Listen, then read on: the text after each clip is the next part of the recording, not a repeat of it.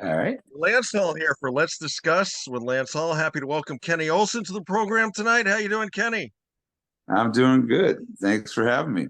Absolutely. Zooming in from Michigan. We were just lamenting as we were talking sort of off air for a moment.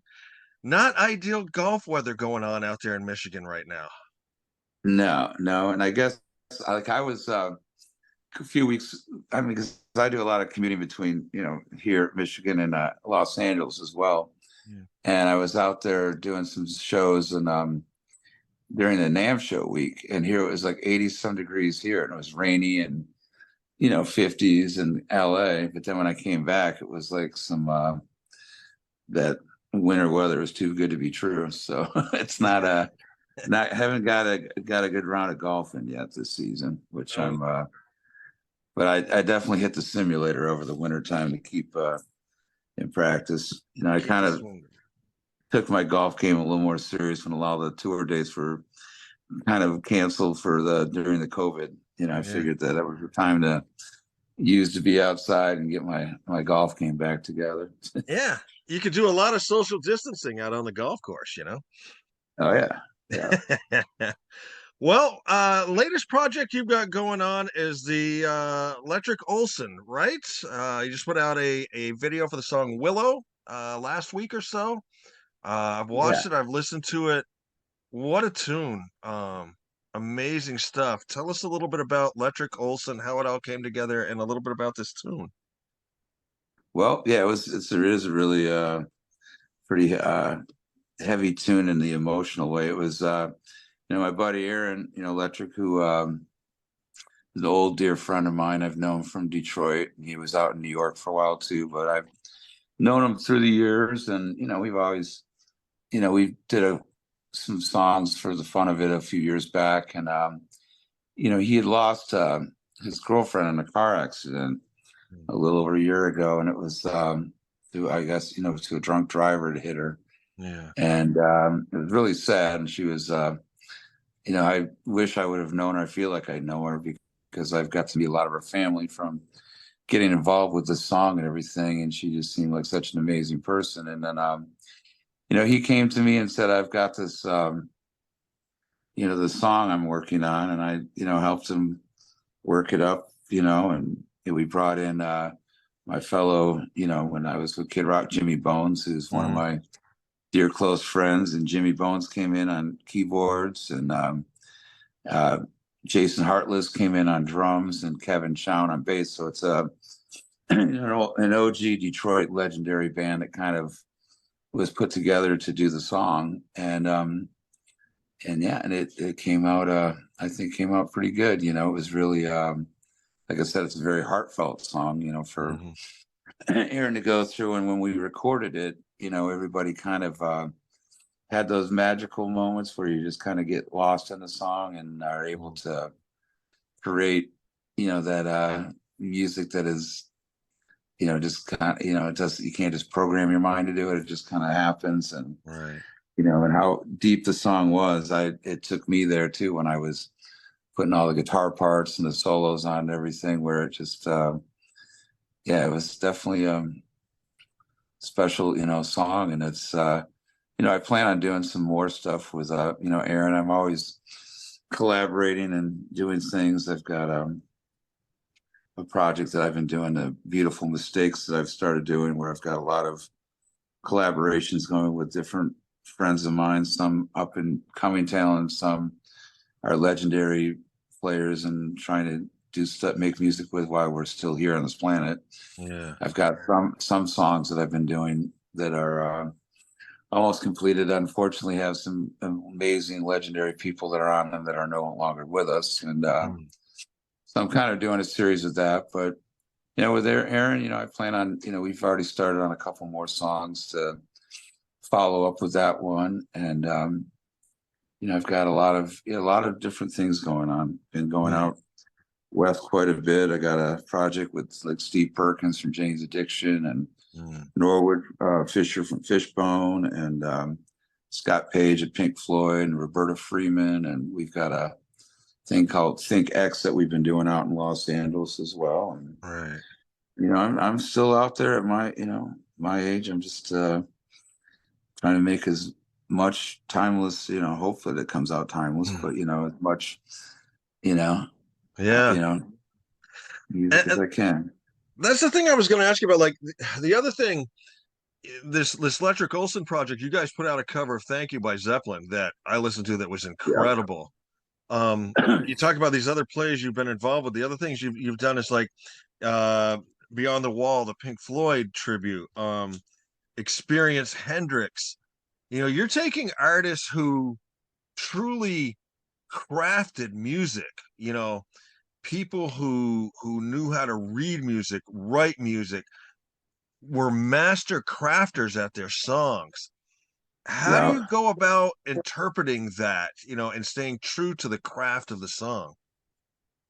Well, that's a good question there, but it's to answer to the best, I guess, like the players that you're mentioning, like your Hendrix and Gilmore and stuff like that. When I was, you know, learning, getting to playing guitar, I'd hear like these singers like Gladys Knight or people like that, and how they could just sing. And I knew that the body that I was born in, I wasn't going to be able to sing like that. Right. So I found, with guitar, you find your own voice. And those greatest players that I like are ones that actually make their guitar sing. You listen to like a David Gilmour solo or Hendrix or Jimmy, all these legendary guys, Yeah. Jimmy Page, the melody, the Zeppelin, the riffs, Van Halen, all this. It's they're singing with their guitar. Like you listen to a solo like Time, Pink Floyd.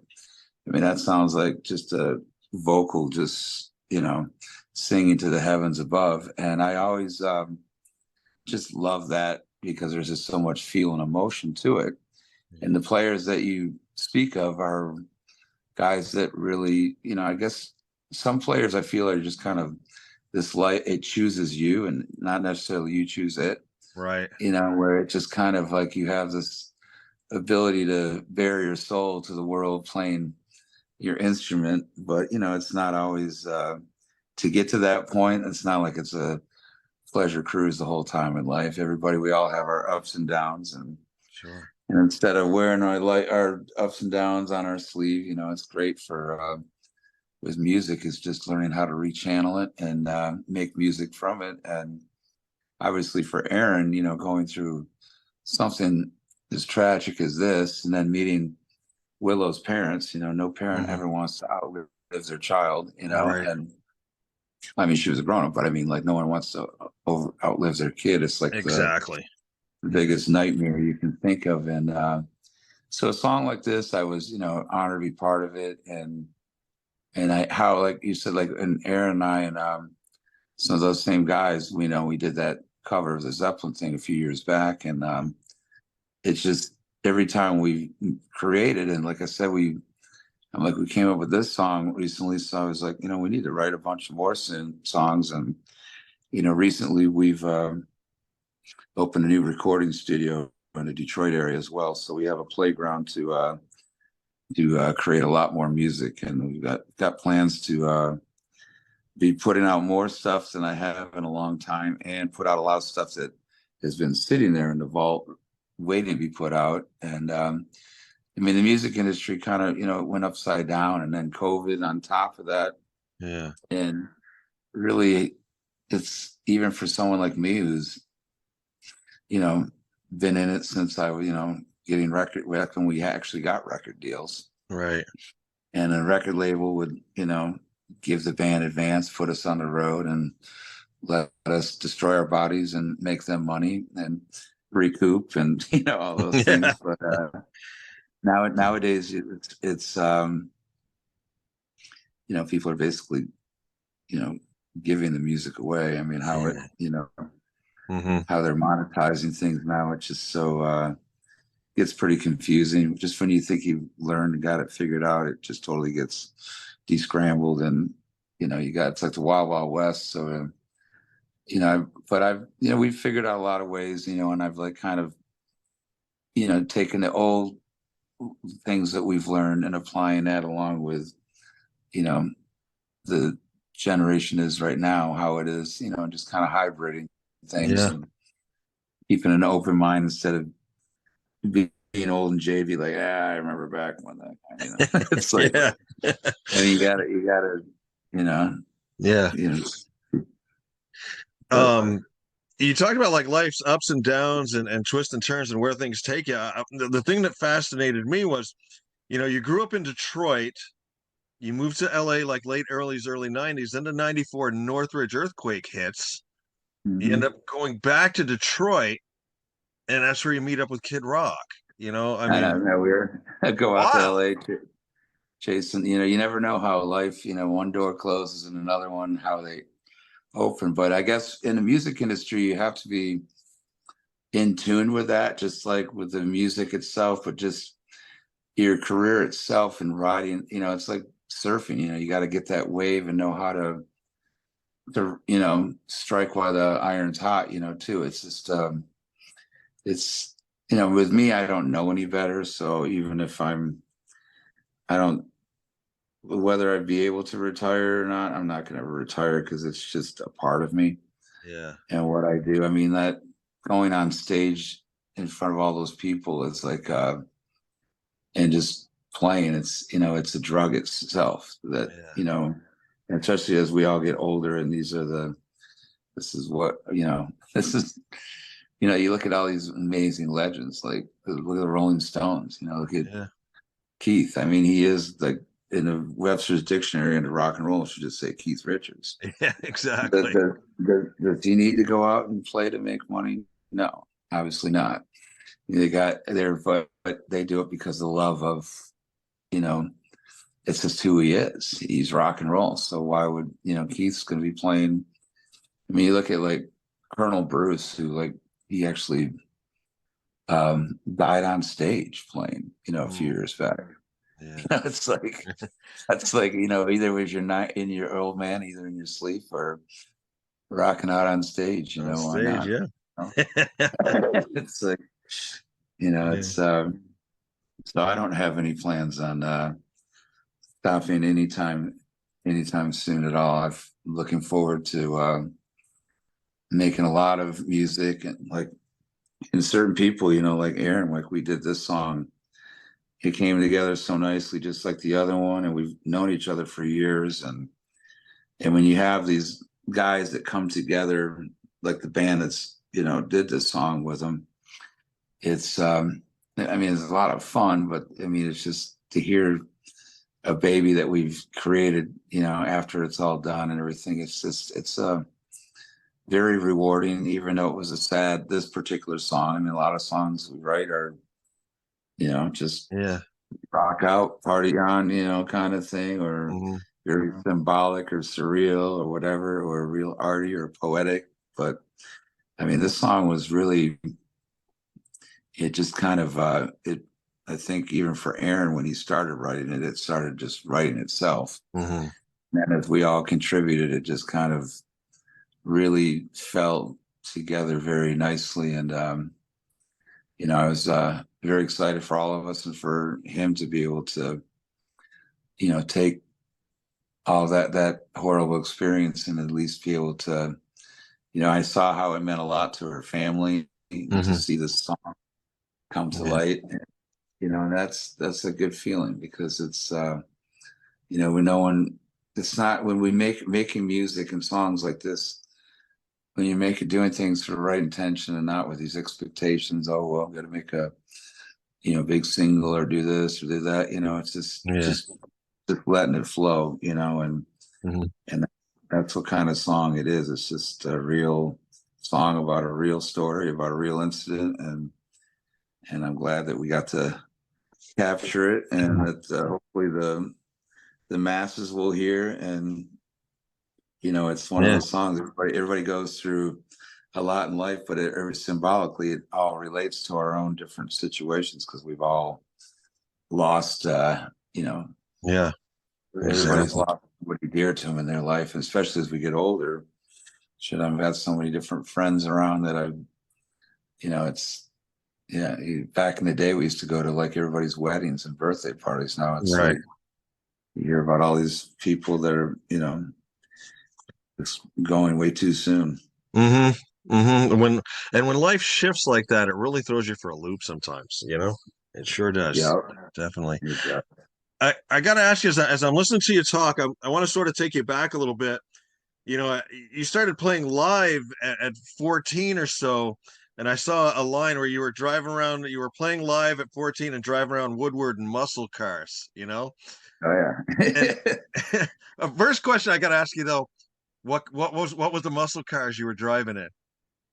Well, at that age, I was riding around in somebody else's muscle car, Yeah. but it was in growing up in Detroit where I did. I mean, I grew up just like blocks from Woodward Avenue, which is the connected Pontiac in Detroit. So I mean, I have a long line of family that's even going up even further north, where a lot of GM, Mm-hmm. you know, Yeah. people, and that's just where I grew up.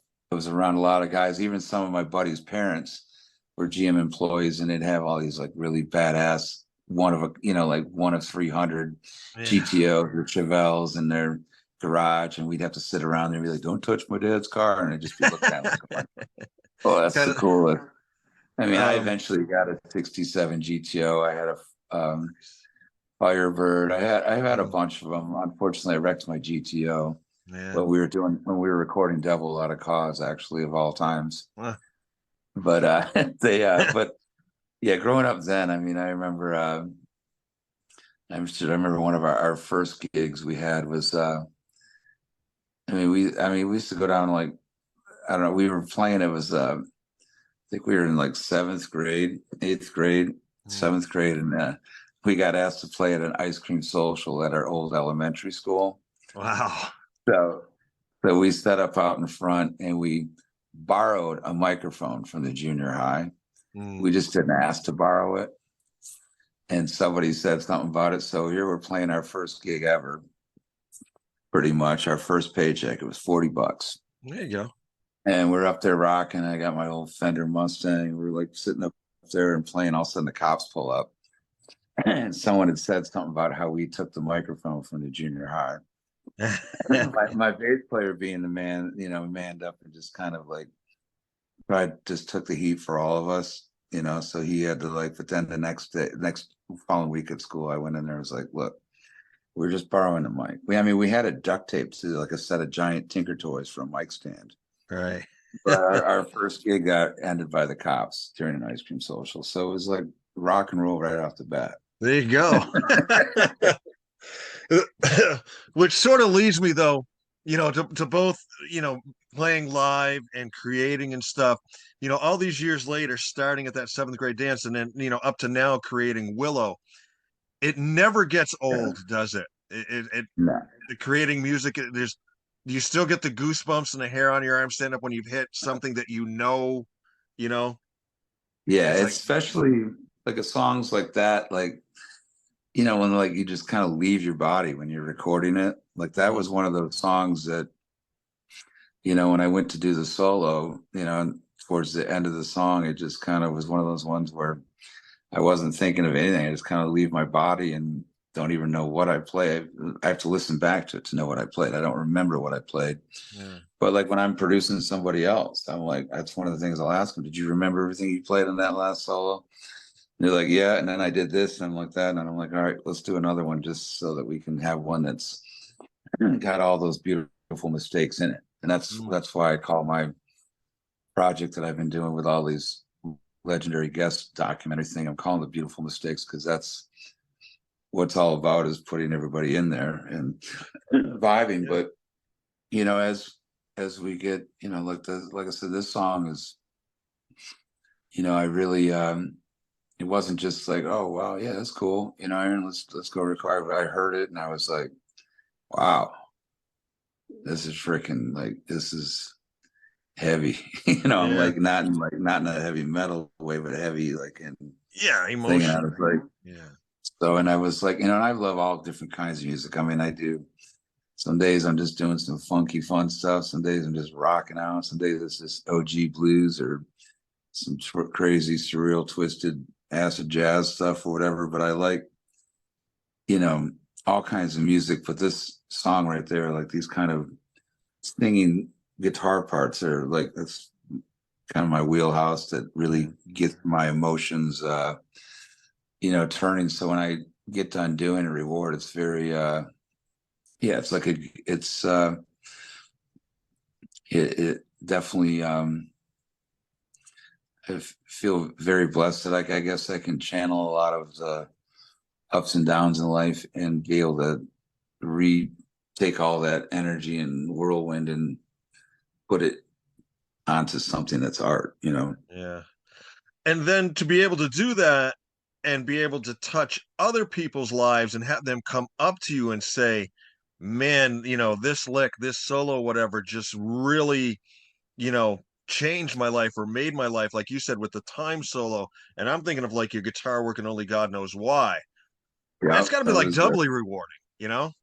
yeah. I've had a lot of people with Only God Knows Why walk up and tell me how that's been played at funerals. It was a song that got them through cancer, a song that got them through somebody losing somebody else, and that with me, it's we all getting caught up in our own worlds, but I think the ultimate goal for everybody is on this planet is to try and do something that changes or lead, something that changes other people's lives for the good, or some way of giving is how we receive. And I feel very, that kind of feedback. And when people tell me that stuff, it really touches my heart. And, it puts a lot of things in perspective of what journey I have in my journey that led me to be able to let it bleed out like that through music. Yeah.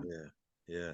Well, I'll throw my hat in the ring with that one on only God knows why. I mean, I don't know how many times I put that tune on and it just, when you're down and you're looking for something and to hear that lyric and to hear your guitar under it and stuff, it's gotten me through a lot. Yeah, So, I so thank appreciate you. that. That means the world, because that's when I hear that. I mean, if anybody that whether it's even like even with me, yeah, to be able to touch somebody with your music, there's no better compliment, really. I mean, that people can even, especially when they can hear something you've done too and know it's you. I mean, there's no better. Yeah. I mean, there's guys out there that are technically just there's some amazing players that know stuff that OG guys like me look at and go, whoa. But then there's a lot of stuff that we know just from just living our lives and taking the tools that we have and being able to use that as our channel. And the more and more you go through it in life, you just kind of, you're able to do that. But it's also you experience, I find, because I meet these younger guitar players and stuff too, and I'll be producing whatever. And I'm like, it's awesome that you can do all that, but now the real art is playing to the song, Mm, especially if they're trying to get a gig playing with somebody else. I mean, what singer wants to have, even no matter how good the guitar player is, he wants to have a guy that's just going to overplay throughout the song all right. and not. I mean, the art about listening to the song and playing what people want to hear and give them that ear candy, Yeah. give them an eargasm, Yes. a Yes. Exactly. heartfelt eargasm. You talked about all the different styles of music you like and everything. And I got to ask you about one project. I was looking through a bunch of stuff you did because I have been a fan of Biff Naked since I heard Twitch. You worked Oh on yeah, a Desmond Child Biff Naked Purge back in 2001. How'd you get yeah, I hooked up did with that. that? I did that song. I love myself today. Yeah. That was yeah, that was well, Biff, she was, on that same label as Okay. us and stuff. And we met through Jason Flom, because Jason actually signed us with Kid Rock back in the 90s, and he had also signed her. Yeah. And I worked with Desmond back in the early 90s. And obviously his track record with all the songs that he's Yeah. written and produced, it was like so and he had just got done doing stuff with Ricky Martin. Mm. And he likes to rock out. He was like, they go, let's fly Kenny in to do the guitars on this song.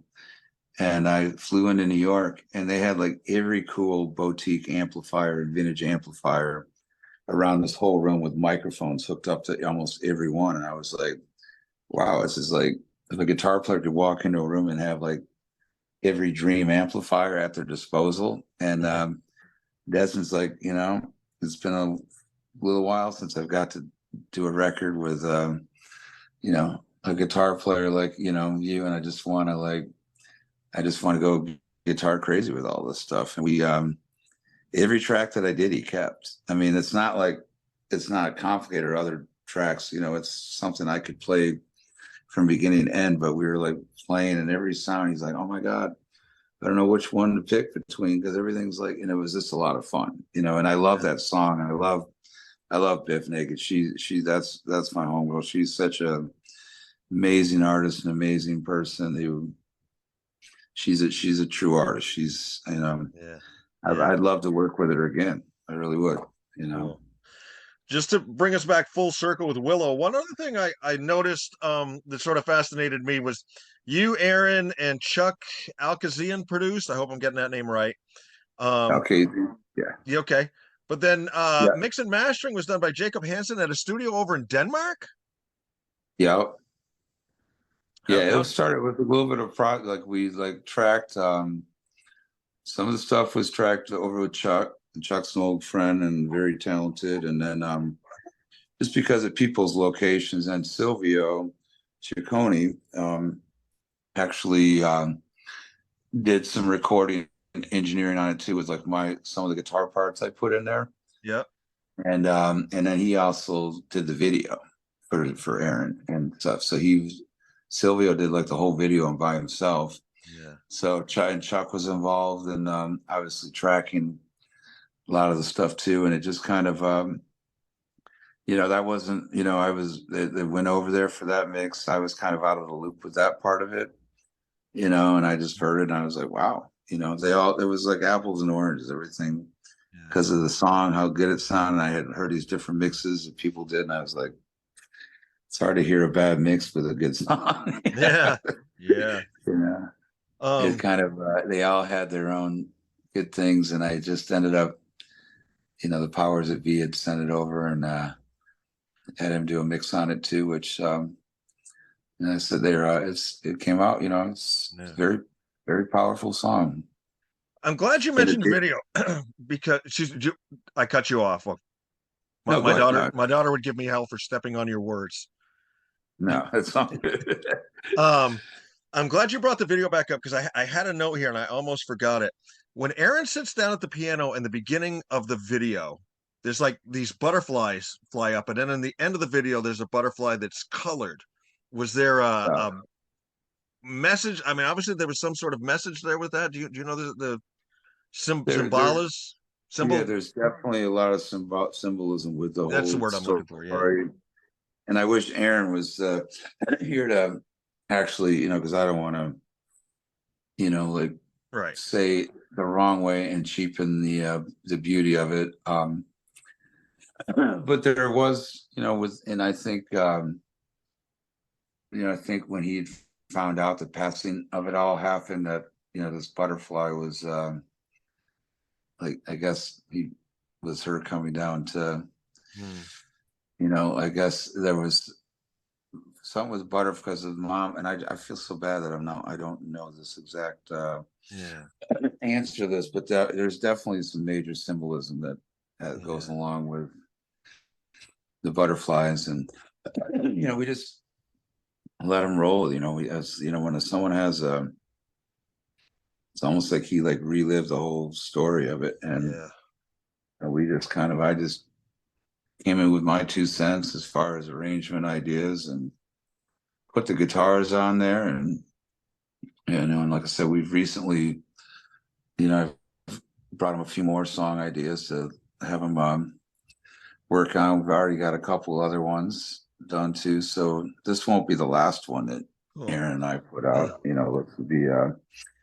this is one of many to come. I've got so much stuff going on, like I said, with these different projects I'm doing, that I'm pretty excited just to, have my health and be here and be able to be blessed to have all these legendary old school people and these new talents I'm producing. And it's I'm going to be pretty busy over the next few years, but like you said, it's so rewarding. You were speaking of earlier when you take a song like this and you bring it to light when it's all said and done, and how it goes out to the masses and how everybody's just like, wow, that's just it's I yeah, there's words really can't speak about how grateful that does make me feel, because it's not about, I mean, if I was doing this to play guitar for a living,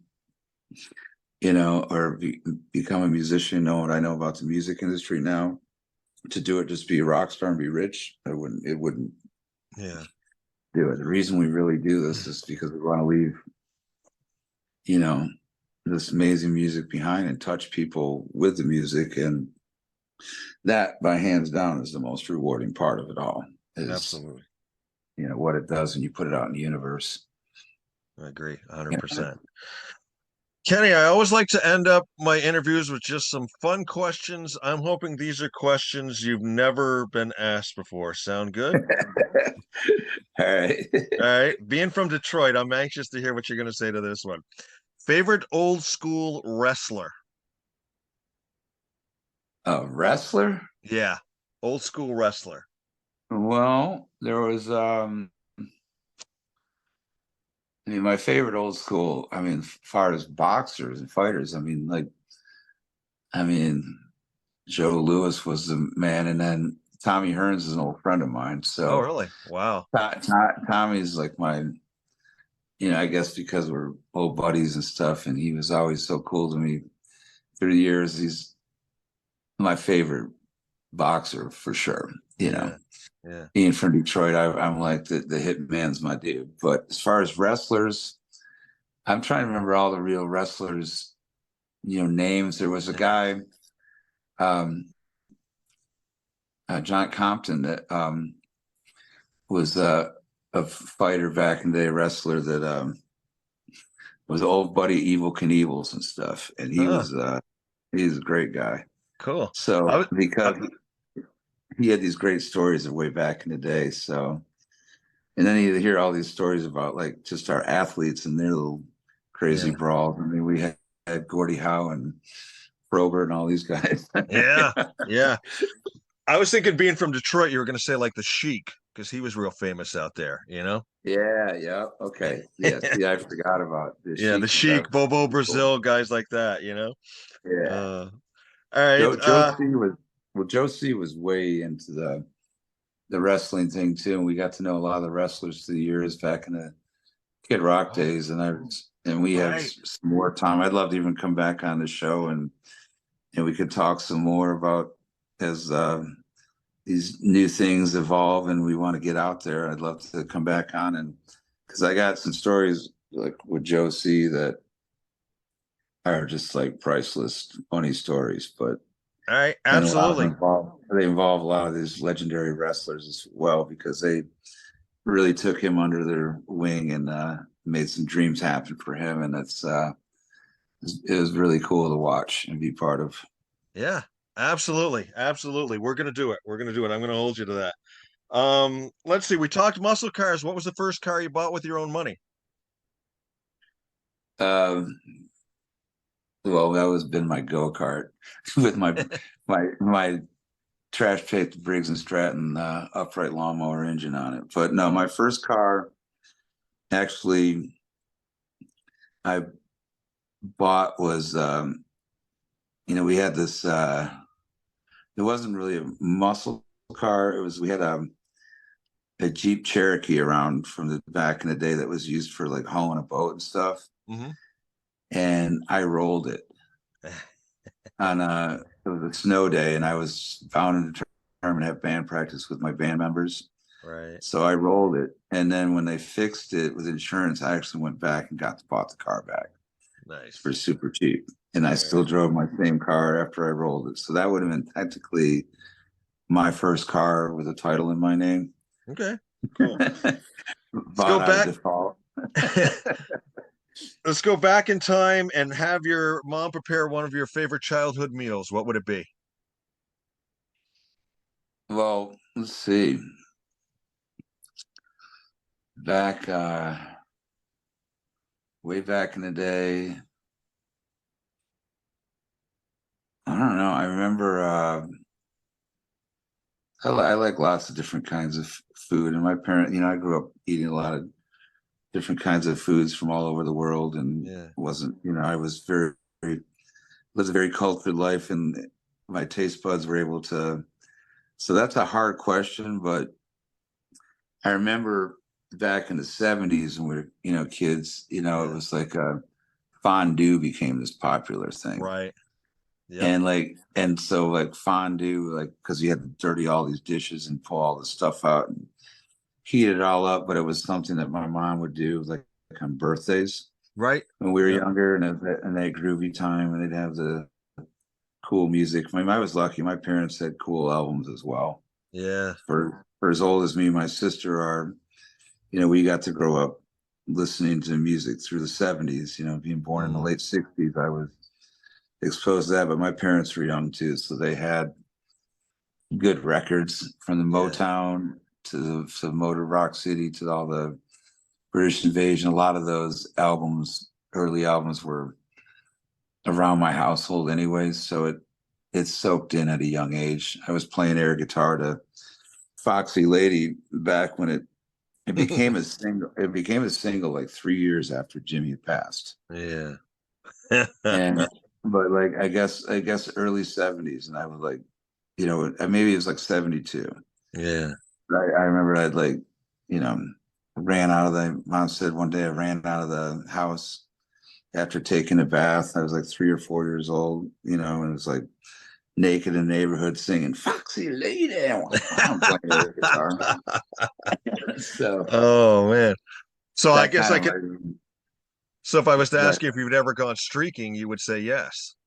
oh yeah, yeah, yeah. Back then, it was like I was like, yeah, why not? You can get away with it. I figured that's why I want to, like, one of my inspirations to live to be like in my 80s and stuff. Yeah. I mean, I still got quite a ways to go, but I want to take care of myself so I can live in that era, because you know everything but you can act like a little kid and get away with it. Right. You think about it, if you're like 85, 86 years old and some stuck up asshole pulls up to the valet with a Lamborghini, he's being a dick to everybody, Mm. you could steal that car, see how fast it goes, get pulled over down the road, and just tell the cops, just plead total, like, how'd I get here? Yeah. Right. And then your grandkids come pick you up, and he's like, Grandpa, how long are you gonna think you can get away with it? I'm like, long as I'm alive. But that would help sell record sales. I mean, like, young kids Yeah. be like, that old man's like does cool shit. And, Exactly. and you Um. can do it and not go to jail for it. Right. Right. They're not going to lock up an 88-year-old guy for Shit. No. stealing some young punk's Lamborghini. Right. The cops would laugh about it too. They'd be going Yeah. home to their wife. You're not going to believe what happened tonight.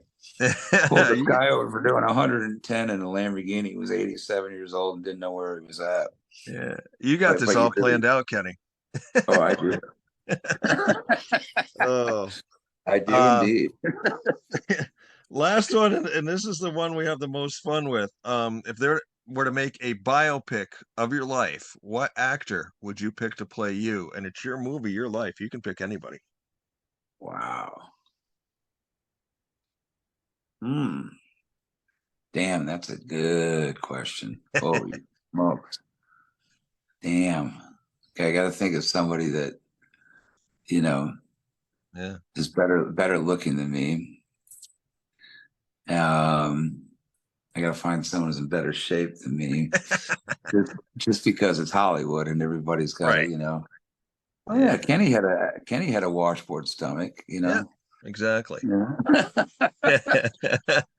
He was like thin, No, God, who would that have to be? Like, so I don't know, You're because they'd talking have to some. have. You're I mean, talking they'd have somebody to. in between like Johnny Depp and Tom Cruise. Yeah, or Brad Pitt, somebody Yeah. that has that, like, kind of, but Yeah. they're like even a little bit older than me, so they wouldn't be able to go back in time and play me.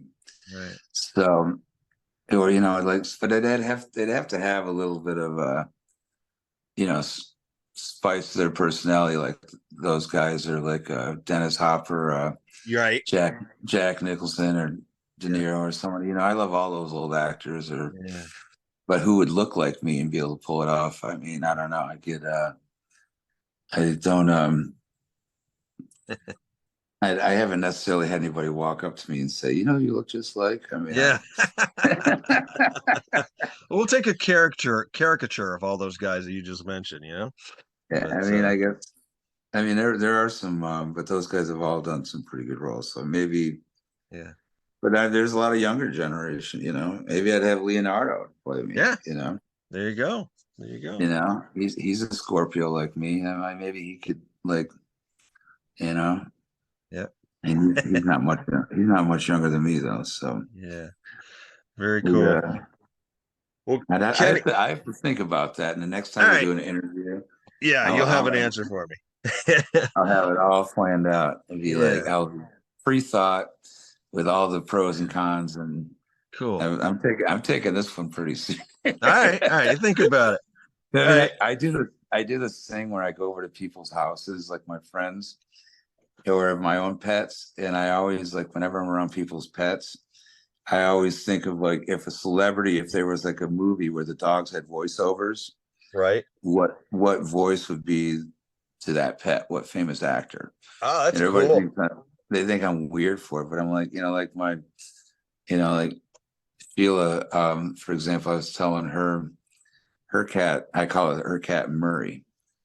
She's one of the managers Think X and stuff, because that cat, I think, would have Bill Murray's voice if it talked. Like Bill Murray in Caddyshack Yeah. speaking, Oh, and that would be the cat's voice. So I renamed their pets according to what actor's voice I want to like put to their. that's I'm totally gonna play that with my kids because we have two dogs that put in a cameo here a little while ago. You could hear them barking. I'm totally gonna play Yeah. that with my kids. That's an awesome game. Yeah, I Uh, mean, you think like maybe you want Jet, like who, because they do that with cartoons and in some shows that have had animals, yeah, as your actors do have famous actor voices, and it's great when they do that in Hollywood and movies where they take, I remember I've got a lot of acting friends that did voiceovers. A lot of people didn't know my good friend Brittany Murphy used to do Bobby's voice on King of the Hill. yeah, yeah. A lot of people didn't know that, or like even like on Family Guy, all those people. Like it's funny. I would actually think of you blast to do Yeah. voiceover work if I could keep a serious face long enough, because my job would not be. They'd be like, Kenny, this is a job. This is not play around day every day. And I'm like, but it's too much fun. Exactly. Exactly. I've had tracks where I like someone will come in the room and we'll take the vocal track and I re-sang it like in Cartman's voice or something. Yeah. And they get all excited to play it for somebody, and we just play this little mocked up version because even though it was like 1 o'clock in the morning and everybody else left the studio, for some reason, for an extra half hour, it's like, hey, tomorrow when they come in to listen to it, let me redo the vocal like I'm Cartman. And when they press play and listen to morning, they'll be like, what the fuck? I love doing that That's, shit. that's cool. But Oh, that's cool. I mean, I sort of do the same thing where I work. I work at a decent sized grocery store, and of course we got the intercom system. And every once in a while, I'll answer the phone. I'll get to page somebody or do something, and I always throw on my top 40 DJ voice. And yeah, the thing will ring, and it'll be like, deli department. Do you have a call on line four for the deli department? And everybody's like looking in the store, like, what the hell is this? that's hilarious. See, I would do the same thing. That's gotta have fun. I mean, life is all about,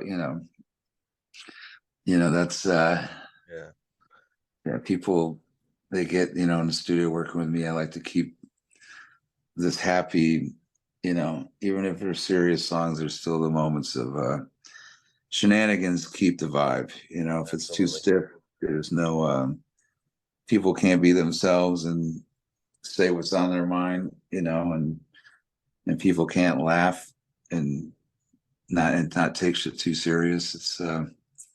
Yeah, that's part about living, Absolutely. Kenny, this has been a hoot talking to you about everything under the sun that you've been doing and everything. I've enjoyed every second of this, and I definitely want to talk to you again about, Josie and some of those wrestler stories. We got to Yeah. do that definitely. And good luck going forward with all your projects. And we hope Willow gets, 1 million plays on YouTube. It's a fantastic tune. Please pass along to the other guys. Great tune. Great job. Right on. I appreciate it. And thank you for your support and having me on. And make sure you text me your info when we're done here too, so I can just, get a hold of you, directly too. And you never know, I can be East Coast bound at any given point or whatever. And likewise, you're coming out, but we'll do this again. Absolutely. I'm gonna hit stop on the record. You stay on here. I'll give you my digits and all that stuff, and we'll. I can't believe I said that. I'll give you my number, Kenny. And The digit is cool. yeah, That's what Joe C used to say. really. Oh yeah, Yeah. Joe C was always like, give me your digits, and then yeah, it was hilarious. He would yeah, he had his Cool. little organized thing. That was back when we had like Nokia phones and shit. All right, the flip phones. Yeah, Awesome. So Kenny, once again, thank you very much. Hang on here for a second. I'm going to hit stop, and we'll talk a little more, and hopefully we'll talk again soon. sounds good, brother, and thank you. You're welcome.